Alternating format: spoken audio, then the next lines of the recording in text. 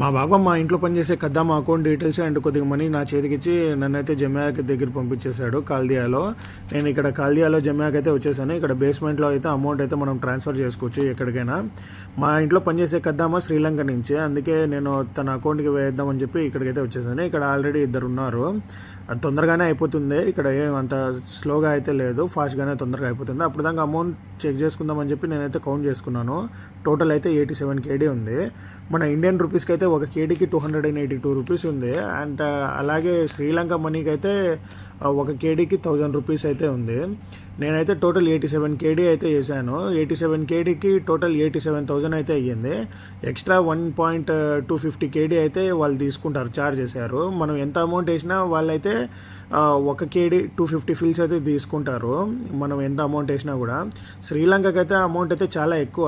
87 KDకి total 87,000 అయింది. అదే మన ఇండియాకి అయ్యింటే చాలా బాగుండేది అనిపించింది నాకైతే. అమౌంట్ పే చేసి బయట ఎండ అయితే బీభత్సంగా ఉందని చెప్పి ఒక ఆరెంజ్ జ్యూస్ తీసేసుకున్నాను నేను. ఆరెంజ్ జ్యూస్ తాకుండా ఇంటికి వెళ్ళిపోదామని చెప్పి. ఆరెంజ్ జ్యూస్ అయితే చాలా బాగుంది. అండ్ ఈ వీడియో ఎలా ఉందో కామెంట్ చేయండి. అండ్ ఈ వీడియో మీ ఫ్రెండ్స్ అందరితో షేర్ చేయండి. అలాగే మన ఛానల్ సబ్స్క్రైబ్ చేసుకోండి. టేక్ కేర్, ఉంటా, బాయ్.